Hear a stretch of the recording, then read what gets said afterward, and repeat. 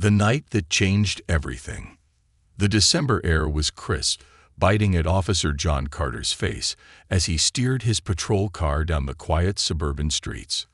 The holiday lights blinked lazily on the houses he passed, their soft glow doing little to warm the growing chill in his chest. It had been a slow night so far, just a couple of noise complaints, a fender bender near the highway. But John knew better than to get comfortable. The city had a way of turning quiet nights into chaos. Then the call came in. All units, armed robbery in progress at Silver's convenience store, corner of 8th and Main. Suspect is armed and dangerous.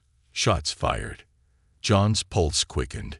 He flipped on his sirens and gunned the engine, weaving through traffic with practiced ease. The store was only a few minutes away, but he knew that in situations like this, seconds could mean the difference between life and death. As he neared the convenience store, his sharp eyes took in the scene through the glass windows. Inside, a masked gunman paced near the counter, waving his weapon wildly. The cashier, a young woman, stood frozen, her hands raised in surrender. Near the back of the store, a mother and her young son cowered against the shelves. John's breath caught in his throat as he recognized the look of pure terror in the child's wide, unblinking eyes. He had seen that look before. Taking a deep breath, he reached for his radio. "Dispatch, I'm on scene.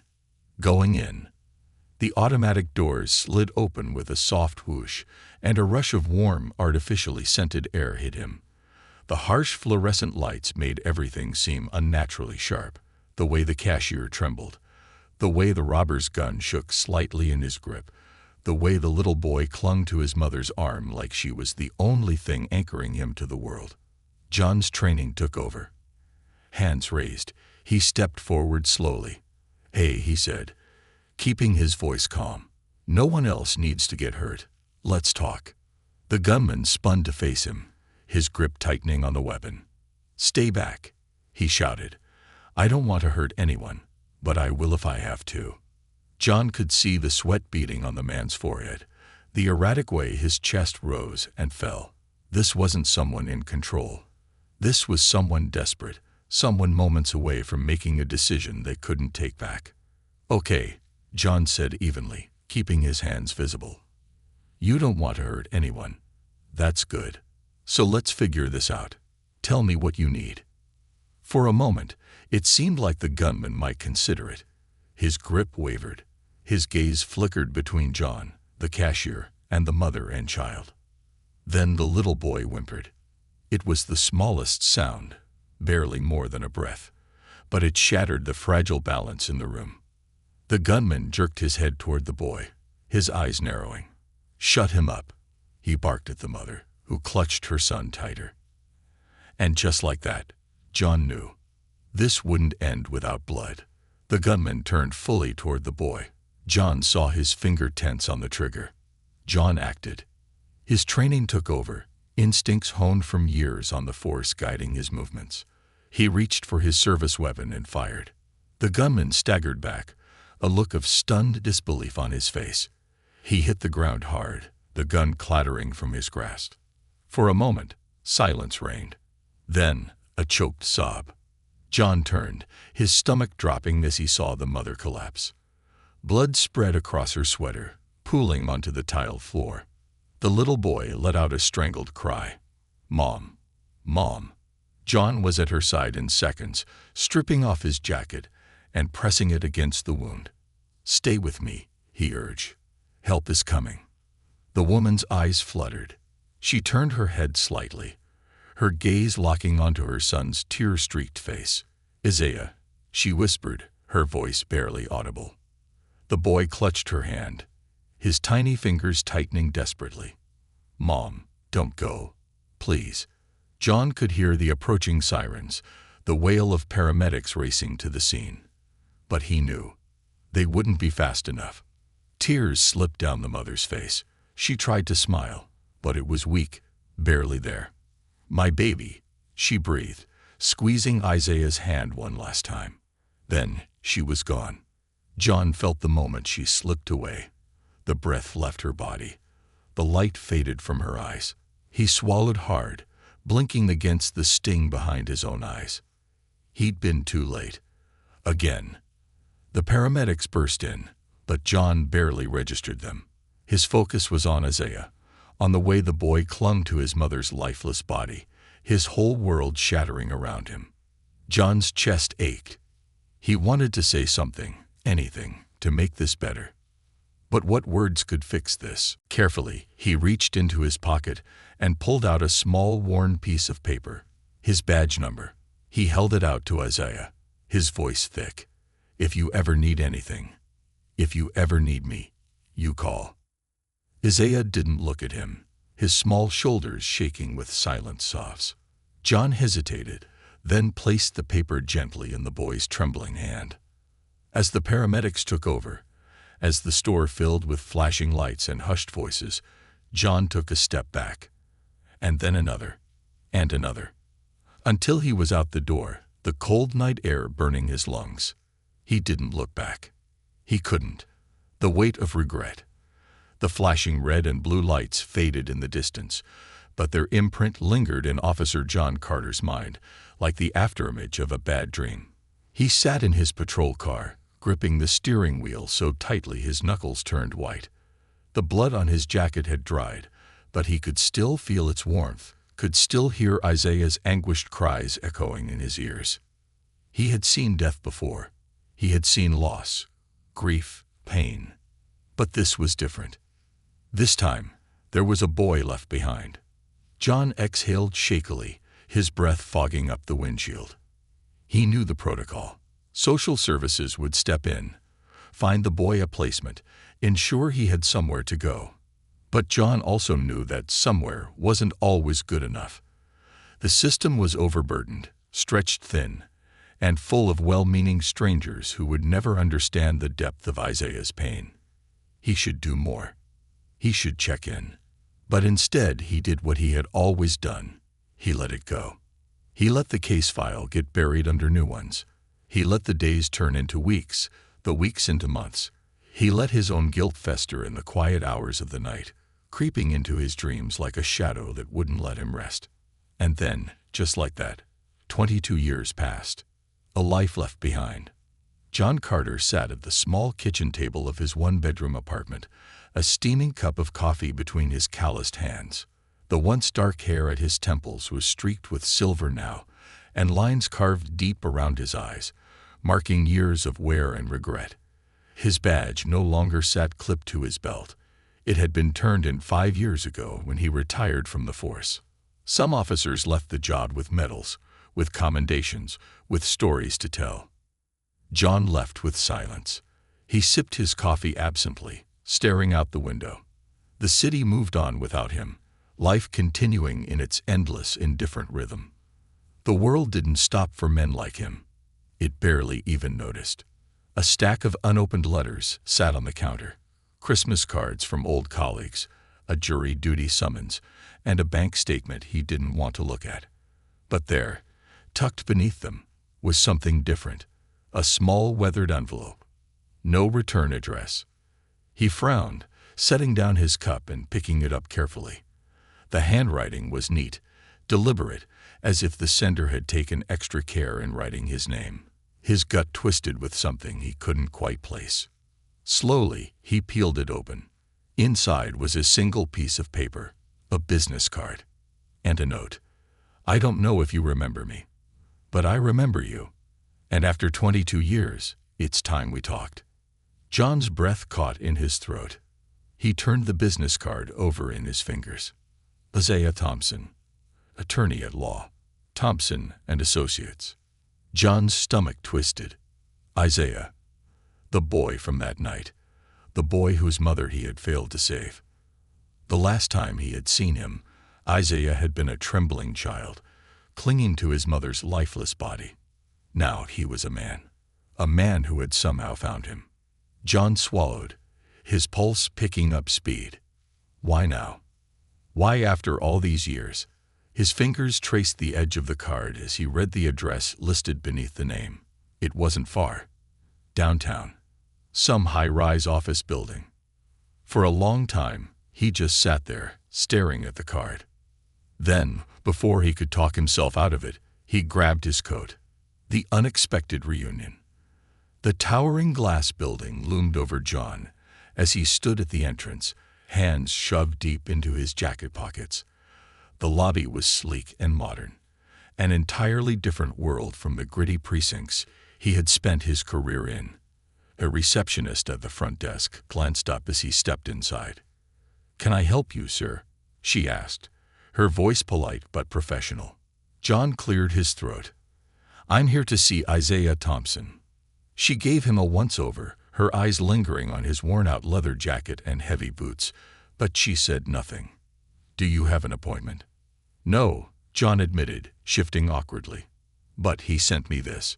He held up the business card.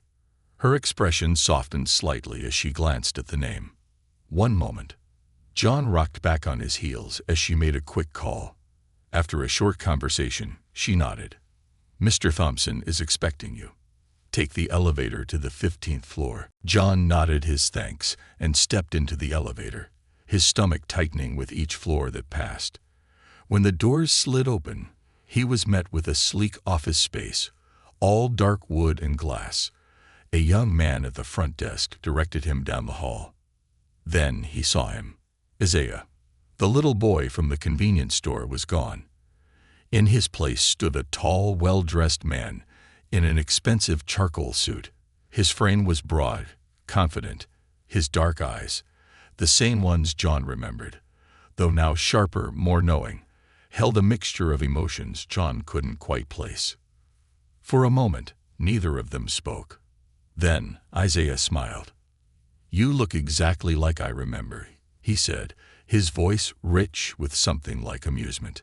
"Older, a little grayer, but still you." John hesitated, not sure what to say. "And you look good, kid." Isaiah chuckled, motioning for John to follow him into his office. It was spacious, lined with bookshelves and framed legal degrees. A large window overlooked the city skyline. John sat stiffly in the chair across from Isaiah's desk, suddenly feeling like an intruder in a world he didn't belong to. Isaiah studied him for a long moment before leaning forward, his expression turning serious. "I meant what I said in the letter. I remember you, Officer Carter." John let out a slow breath.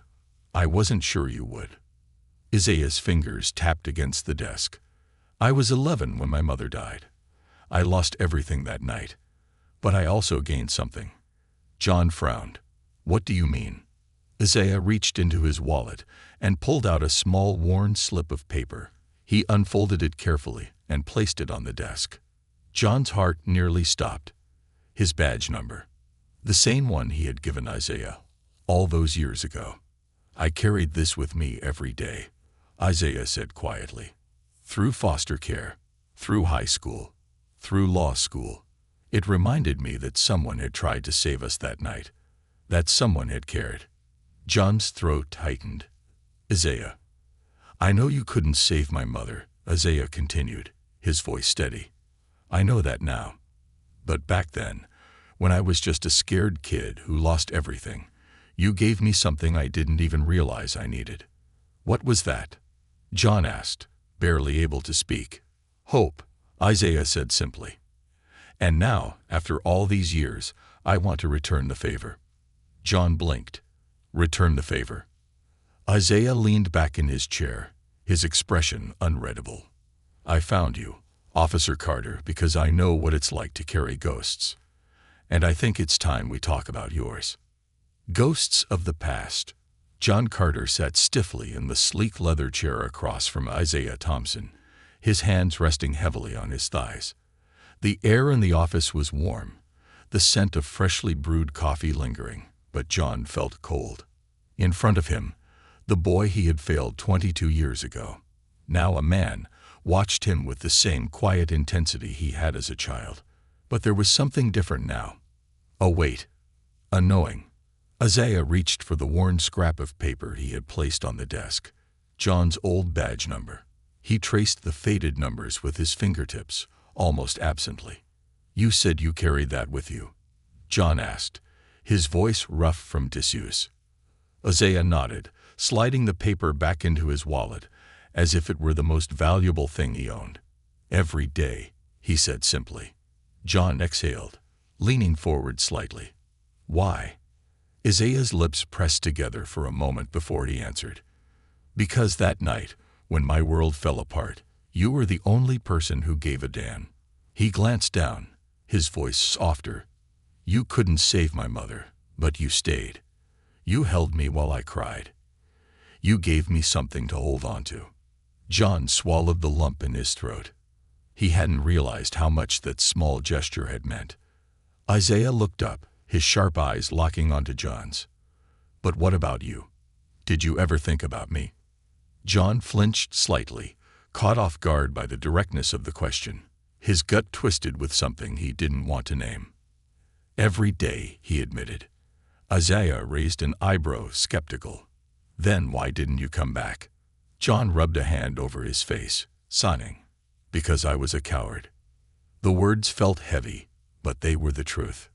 "I told myself it was better for you to move on," John continued, his voice thick.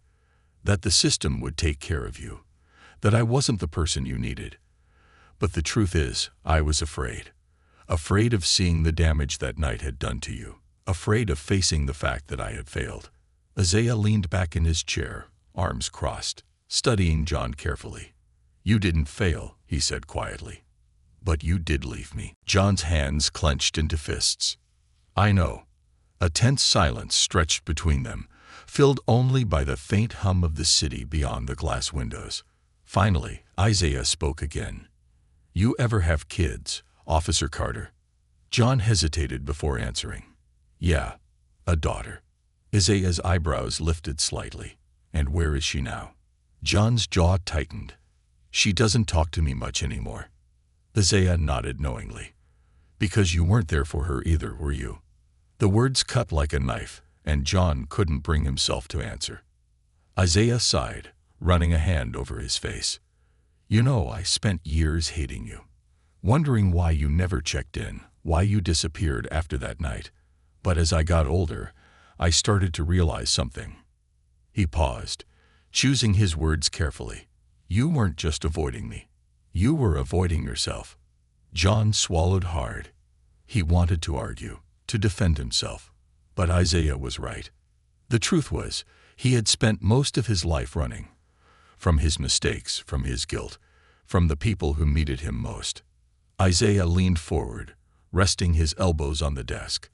"I asked you here because I think we can help each other. I made it, John.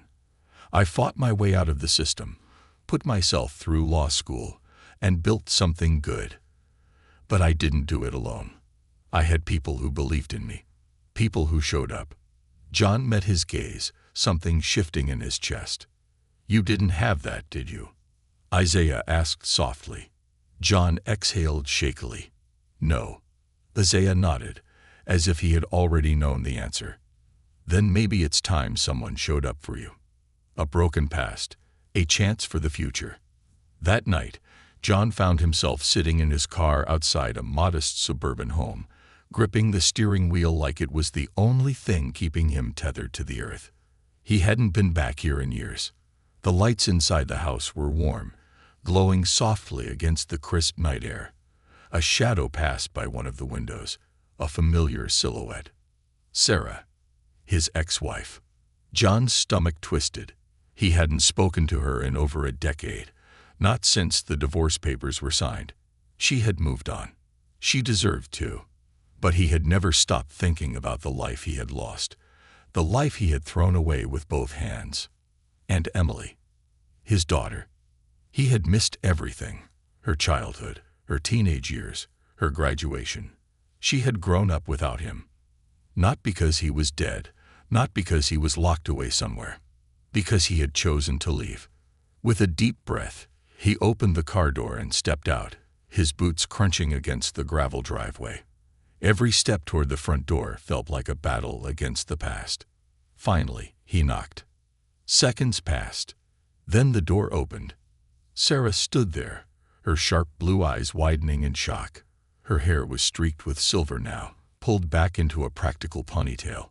She wore a thick sweater, her hands gripping the edge of the doorframe, as if she couldn't quite believe what she was seeing.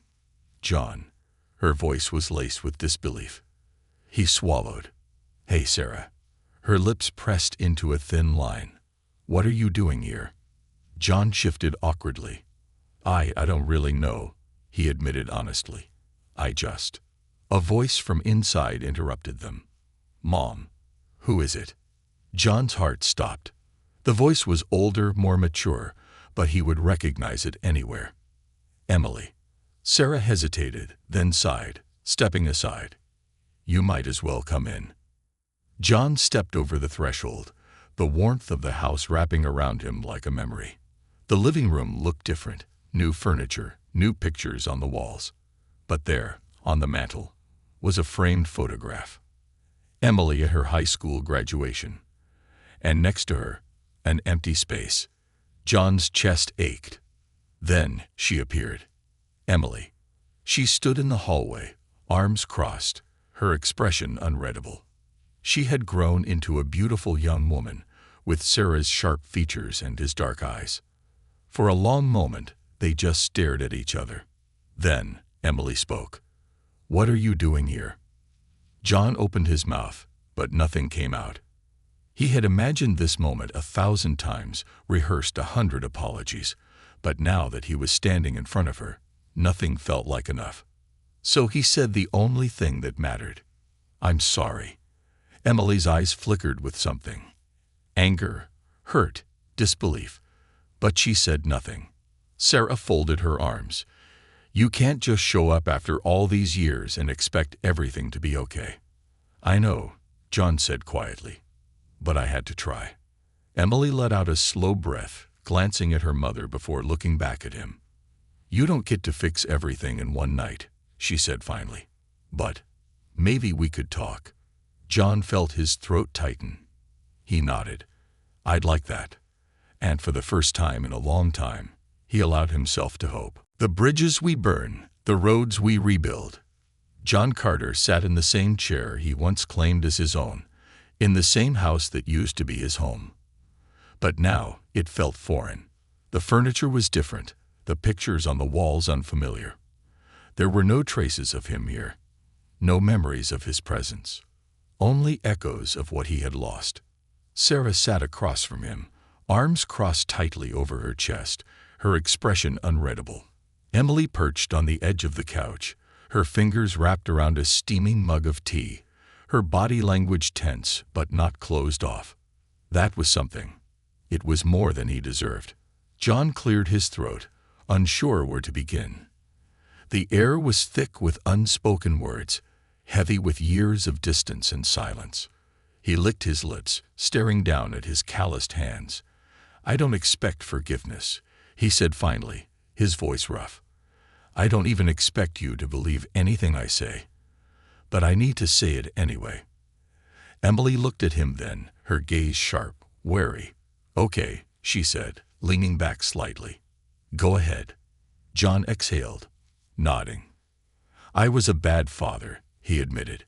"Not because I didn't love you, but because I convinced myself that love meant doing my job well, that being a cop, protecting people, was more important than anything else." He swallowed. "I thought I was doing the right thing. I thought if I could save just one more person, stop just one more tragedy, then made." He stopped, shaking his head. "Maybe I wouldn't feel like such a failure in every other part of my life." Sarah let out a slow, measured breath. Emily set her mug down. "You weren't a failure," she said. "You were just gone." John flinched, the truth of her words hitting him hard. "I know," he whispered. Silence stretched between them again, but this time it wasn't as suffocating. Sarah leaned forward, her elbows on her knees. "Why now, John? Why come back after all these years? What changed?" John hesitated. He had asked himself the same question over and over again. But the answer was simple. "Isaiah," he said. Emily blinked in confusion. "Who?" John sighed, rubbing his temple. "A boy I met on the job, 22 years ago. His mother was killed in a convenience store robbery. I was there. I tried to save her. I couldn't. He swallowed. But I gave him my badge number. Told him if he ever needed me, I'd be there. He let out a humorless chuckle. And then I never was. Sarah's eyes softened slightly. John continued. He found me. All these years later, he told me that I had made a difference, even when I thought I hadn't. He glanced at Emily, his gaze earnest. And it made me realize I can't keep pretending I didn't fail the people who needed me most. Emily studied him, her jaw tight. You can't undo the past, she said quietly.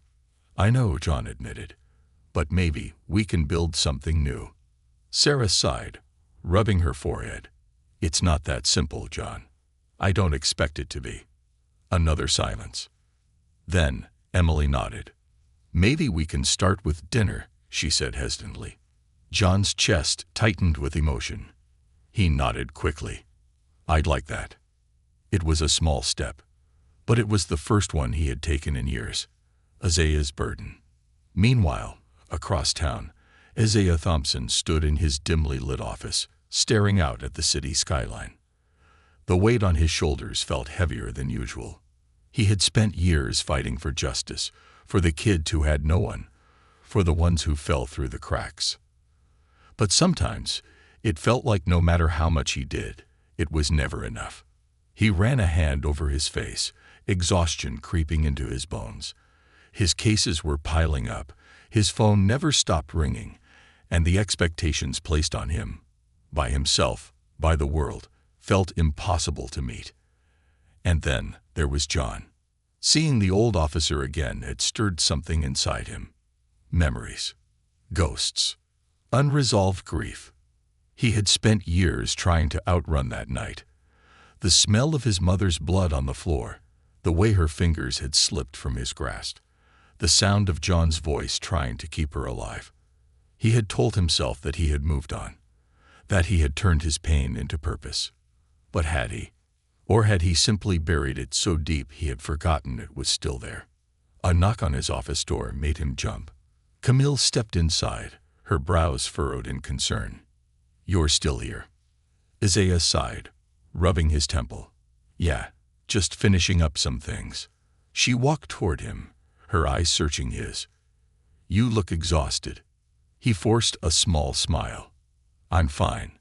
She didn't believe him. He knew she didn't. She reached for his hand, squeezing it gently.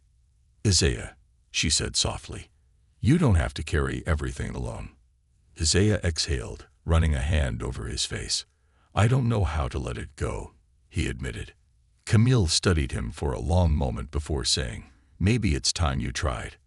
Isaiah swallowed hard. Maybe she was right. The first step toward redemption. A week later, John stood outside Isaiah's home, shifting nervously on his feet.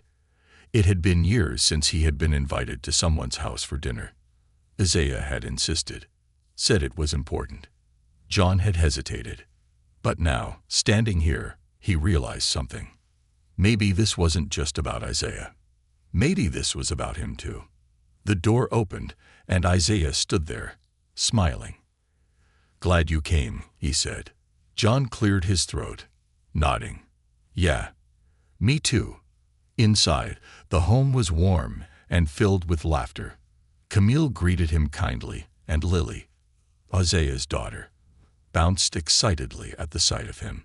You're the police officer who saved Daddy, she exclaimed, beaming up at him. John blinked, startled. Isaiah chuckled. She knows the whole story. John's throat tightened. Lily grinned, holding out a drawing. I made this for you. John took it carefully. It was a crayon drawing. A police officer with a big smile, standing protectively over a small boy. His chest ached. His vision blurred. For the first time in years, he felt something inside him shift. Something that had been locked away for too long. Hope. Isaiah clapped him on the shoulder. Come on, dinner's ready. And as John stepped inside, he realized. Maybe redemption wasn't about erasing the past. Maybe it was about learning to live with it. And maybe, just maybe, it wasn't too late to start over. The first step toward redemption. John Carter stepped cautiously into Isaiah's home, his fingers twitching slightly at his sides. It had been a long time since he'd been invited into someone's home for dinner, longer still since it had been a place filled with warmth, laughter, and the sound of a family simply being a family. He had nearly turned back twice while standing on the porch, convincing himself that he didn't belong here. But Isaiah had found him. And now, Isaiah was opening a door that John wasn't sure he deserved to walk through. Inside, the home was filled with inviting aromas. The scent of roasted chicken, buttery mashed potatoes, and something sweet, maybe pie. The smell hit him first, followed immediately by the realization that this wasn't just a dinner. This was a family dinner. The kind he used to miss. The kind he used to tell himself didn't matter. Camille greeted him with a warm smile, her presence instantly putting him at ease. She had the kind of quiet strength that made a house feel like a home. And John could tell immediately that Isaiah had chosen wisely. She wasn't just a wife. She was a partner, a balance to Isaiah's sometimes restless energy. Lily, their 8-year-old daughter, practically bounced on her toes as she handed John her drawing. "It's for you," she repeated, her eyes shining with excitement. John stared down at the crayon illustration, his heart pounding in his chest. There, in shaky but determined strokes, was him, a police officer with a large badge, standing next to a small boy. The boy was smiling up at him. And next to them, in uneven, slightly wobbly letters, was a single word: hero. John's throat tightened. He tried to swallow the lump forming, but it stayed there, stubborn and heavy. Hero. He had never thought of himself as one. Not for a single day in his career. Not when he had taken down dangerous criminals. Not when he had solved cases that others couldn't. And certainly not that night in the convenience store, when he had walked away from a crying boy who had lost everything. But this little girl believed it. And somehow Isaiah did too.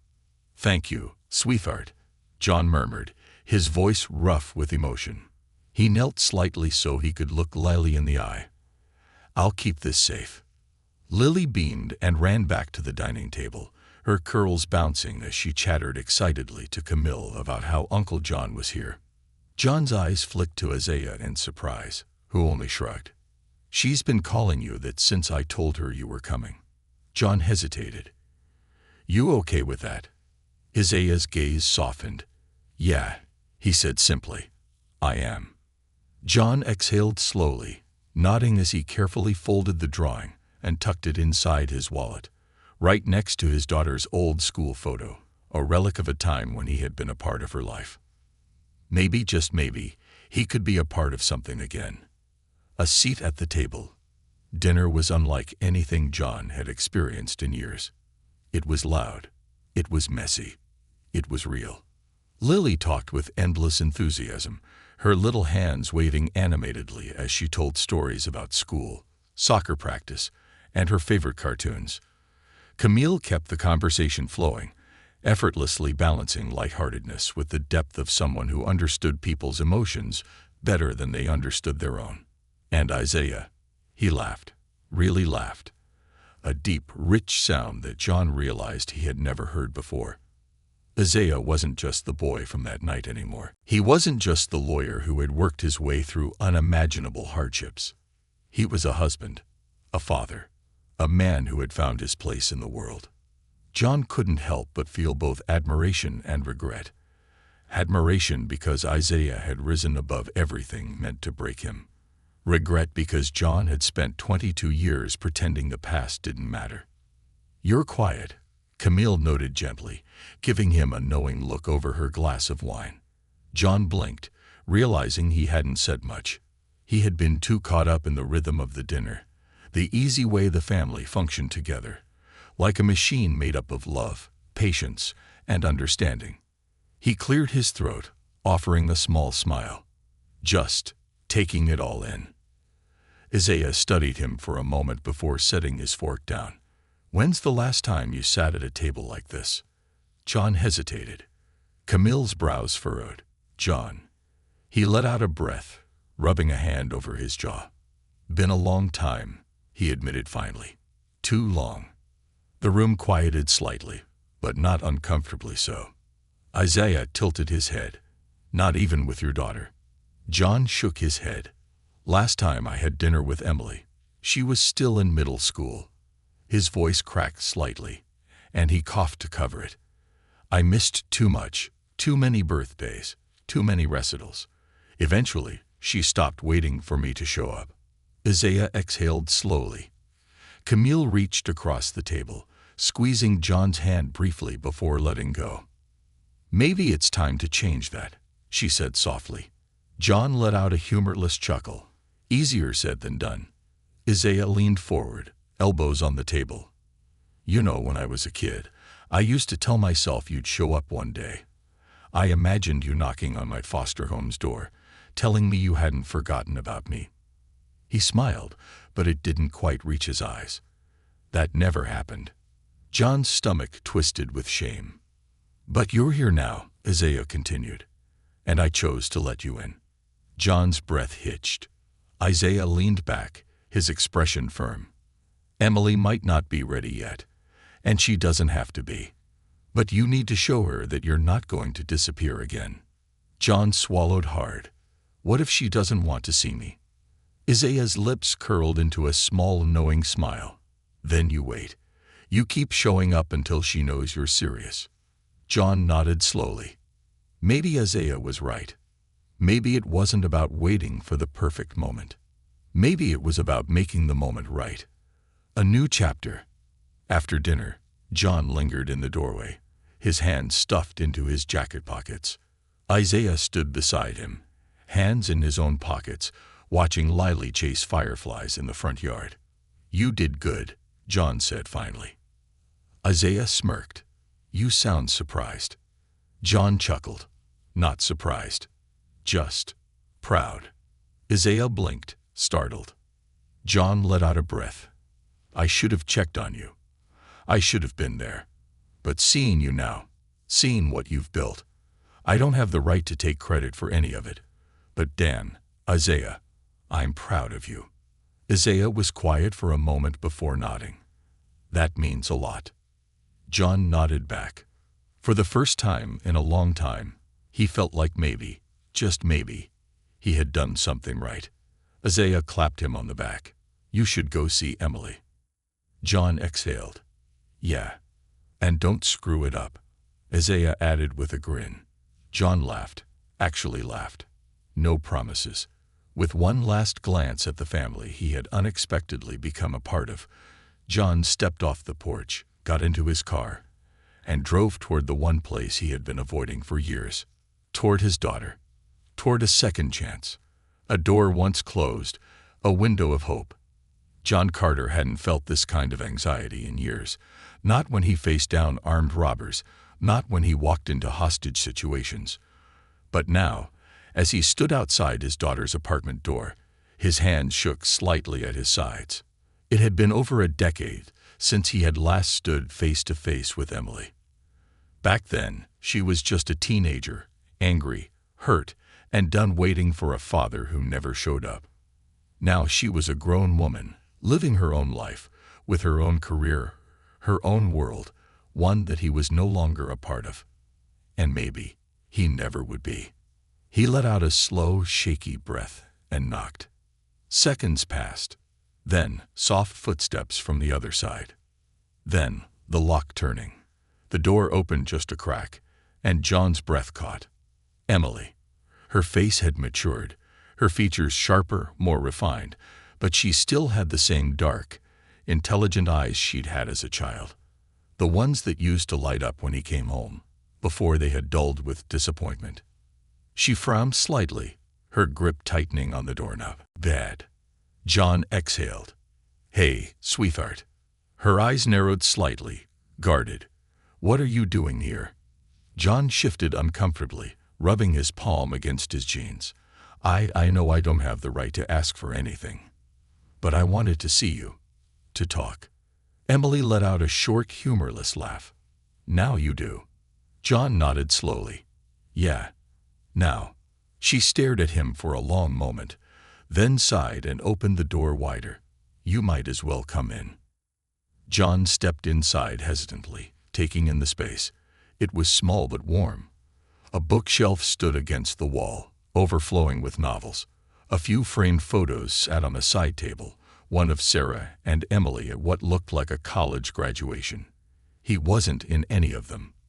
That hurt, but it was what he deserved. Emily crossed her arms and sat on the couch, nodding toward the armchair across from her. "So, talk." John sat stiffly, his fingers interlocking as he struggled for words. "I know I missed everything. I know I let you down." Emily arched an eyebrow. Understatement of the year. John nodded, taking the hit. "I deserve that." He let out a breath. "I thought, if I worked hard enough, if I kept people safe, it would make up for all the things I missed at home. But all I did was lose you and your mother in the process." Emily's lips pressed together. "And now?" John hesitated. Now he was an old man trying to fix something that had already shattered. "I met someone recently," he admitted. "Someone who reminded me that sometimes, when you think you've lost everything, there's still a way forward." Emily frowned, tilting her head. "Who?" "Isaiah Thompson." Something flickered in her expression. Curiosity. John leaned forward, elbows on his knees. "His mother died in my arms when he was just a kid. I promised him that I'd always be there for him. And then I wasn't." His throat tightened. "And now, after 22 years, he found me. And instead of hating me, instead of telling me to go to hell, he invited me into his life." Emily's eyes flickered slightly. "And now you're hoping I'll do the same." John swallowed. "I'm hoping for a chance. That's all." Emily was quiet for a long time. She stared down at her hands, her expression unreadable. Then she took a deep breath.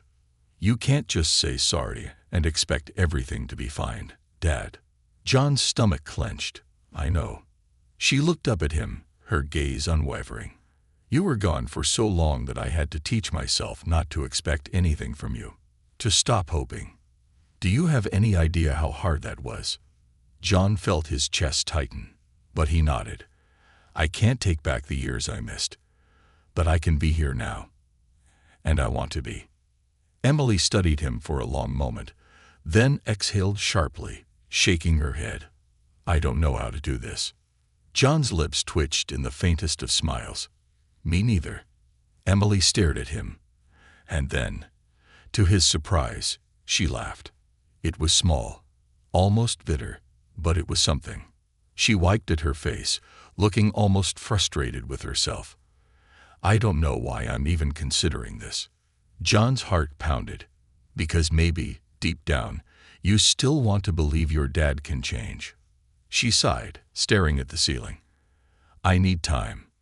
John nodded. "Take all the time you need." Emily pursed her lips, then tilted her head slightly. "Dinner. Next week. Mom's making lasagna. If you don't show, don't bother trying again." John felt something in his chest loosen for the first time in years. "I'll be there." Emily studied him one last time before standing. "All right." She walked toward the door, waiting for him to leave. John stood, glancing once more at the photos on the side table. "Thank you, Emily." She didn't respond, but she didn't shut the door in his face either. And that was enough. For now. Isaiah's breaking point. Across town, Isaiah Thompson stared blankly at his office wall, exhaustion sinking into his bones. The cases were piling up. His inbox was overflowing. And yet, he felt empty. The past few weeks had been a whirlwind. Finding John, reconnecting, trying to balance the weight of his own childhood wounds while still being the man everyone expected him to be. He had built this life, brick by brick. And yet, why did he feel like something was missing? His office door opened, and Camille walked in, her brow furrowed with concern. "You haven't come home in 2 days." Isaiah exhaled, running a hand over his face. "I've been busy." Camille stepped closer. "No, You've been avoiding something. He clenched his jaw. I'm fine. She crossed her arms. Liar. Isaiah sighed, leaning back in his chair. I don't know, Cam. Seeing John again, it stirred up things I thought I'd buried. He looked up at her, his voice quiet. I don't know how to forgive him. Camille sat on the desk in front of him, her voice gentle. Then maybe you start small. Isaiah let out a breath, rubbing his temples. How? She smiled softly. You already did. Isaiah frowned. Camille reached into his suit jacket pocket and pulled out his wallet. She opened it and took out the small, warm piece of paper. John's badge number. You kept this for 22 years, she murmured, running her fingers over the faded ink. That means something. Isaiah swallowed hard. Camille leaned forward, pressing a kiss to his forehead. You don't have to forgive him all at once. But maybe you can start by forgiving yourself. Isaiah closed his eyes, and for the first time, he considered that maybe, just maybe, he didn't have to carry the weight of his past alone anymore. A second chance at forever. The scent of lasagna filled the air as John Carter stood outside the door of his ex-wife's house, his hands tightening into fists at his sides. The porch light flickered slightly, the November wind whispering through the neighborhood, rustling the dying leaves along the sidewalk. This was it. His second chance. His only chance. A week had passed since Emily had hesitantly agreed to dinner. A week where John had spent every waking moment replaying his failures, his regrets, and the countless moments he had missed. But this wasn't about what he had lost anymore. This was about what he could still rebuild. Taking a deep breath, he knocked. The door opened faster than he expected. Sarah stood there, wearing a soft gray sweater, her arms folded across her chest. Her expression was unreadable. You're early, she noted. John gave a stiff nod. Didn't want to risk being late. Sarah's lips twitched slightly, though she masked it well. Come in. He stepped inside, inhaling deeply. The house still smelled the same, like warm spices and home. But the pictures on the walls had changed. Newer photos, ones without him. Emily's life was documented in pieces, a framed picture of her in her college graduation robes, a candid shot of her laughing with her mother. John wasn't in any of them. The ache in his chest was unbearable. But he had done this. He had erased himself from their lives by his own choices. Now he had to prove that he was willing to do the work to be in them again. Emily's setting the table, Sarah said over her shoulder, leading him into the kitchen. The sight of his daughter arranging plates and silverware made something twist inside him. She was grown now, carrying herself with confidence, her movements practiced. She had built a life without him. And yet she had still invited him to be here. She looked up when she heard them enter, her expression carefully neutral. Hey, John said softly. Emily nodded, adjusting the napkins. Hey. Sarah cleared her throat, breaking the awkward silence. I'm going to get the garlic bread out of the oven. You two. Talk. And then suddenly, it was just them. Emily busied herself with the napkins, avoiding his gaze. So, how's retirement? John smirked slightly. Quieter than I expected. She nodded, still not looking at him. And you're really talking to Isaiah? Yeah. He hesitated. He's a good man. Emily finally met his eyes. You think about him a lot. John exhaled, his fingers twitching against the edge of the dining table.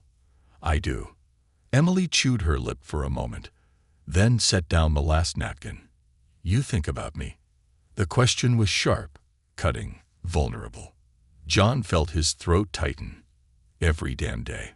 Emily's fingers curled into fists at her sides. Then why did it take you so long? His shoulders sagged. Because I was afraid. Her brows furrowed. Afraid of what? Afraid that if I showed up too late, you wouldn't want me anymore, he admitted, his voice barely above a whisper. Emily inhaled sharply, blinking quickly as she looked away. I don't know how to do this, she muttered. John hesitated before stepping closer. Neither do I. Silence stretched between them before Emily let out a slow breath. Let's just get through dinner first. John nodded, his chest loosening slightly. It wasn't forgiveness, but it was something. Isaiah's unfinished chapter. Across town, Isaiah sat in his office, staring at his phone. He had spent years convincing himself that he didn't need closure, that what happened in that convenience store didn't define him. But then John had come back. And now he couldn't stop thinking about his mother, about how she never got to see him grow up, never got to know the man he had become. He turned his phone over in his hand before pulling up an old number, a foster mother he hadn't spoken to in years, the one who had been there after his mother died, the one who had tried to care for him, but had been forced to move him when he wouldn't speak, wouldn't eat, wouldn't let himself heal. He hesitated. Then, finally, he dialed. It rang twice before a soft, familiar voice answered. "Hello." Isaiah swallowed, gripping the phone tighter. "Miss Sanders." A pause. Then, a sharp inhale. "Isaiah." His eyes burned. He hadn't heard her say his name in over a decade. "Yeah," he croaked. "Oh my God," she whispered. "I never thought I'd hear from you again." Isaiah shut his eyes. "I'm sorry I never called." "Sweetheart, you don't have to apologize," she murmured. "I've thought about you so many times over the years. I always wondered if you were okay." Isaiah swallowed hard. I think I finally am." He could hear her smile through the phone. "I'm so glad." They spoke for nearly an hour. About the past. About the night she had sat outside his door, waiting for him to talk. About how she never stopped hoping he would find peace. When they finally hung up, Isaiah felt lighter. The past was always going to be with him. But maybe, just maybe, it didn't have to define him anymore. The bridge between then and now. Dinner at Sarah's house was nothing like John expected. It was quiet, not hostile, not warm, just cautious. But Emily sat across from him, and Sarah didn't send him away. And for the first time in years, John felt like he wasn't drowning in his own guilt. Halfway through the meal, Emily finally spoke. "I think I'd like to keep seeing you." John set his fork down, his heart pounding. "Yeah." She nodded, fidgeting with the edge of her napkin. "But on my terms, and I need you to prove to me that you're not going to disappear again." John met her gaze, unwavering. "I will." Emily studied him for a long moment, then finally, smiled. Sarah chuckled softly. "You're lucky, you know. She's giving you a shot." John exhaled, the weight of 22 years lifting just slightly. "I know," he said, voice thick with emotion. "And I'm not wasting it." Epilogue. A new beginning. 2 months later, John sat on a park bench, watching the late afternoon sun dip below the horizon. Beside him, Isaiah sat, sipping coffee. "You look different," Isaiah noted. John chuckled. "Feel different." Isaiah nodded approvingly. "Emily." John smiled. "We meet every Sunday now." "We're trying." Isaiah grinned. "Told you showing up mattered." John shook his head. Yeah, you're right. But don't let it go to your head." Isaiah smirked. Too late. They sat in silence for a moment before Isaiah reached into his wallet, pulling out the faded slip of paper. The badge number. Isaiah handed it to John. John frowned. "You sure?" Isaiah nodded. "I don't need it anymore." John looked at the worn piece of paper, then carefully folded it and placed it back in his wallet.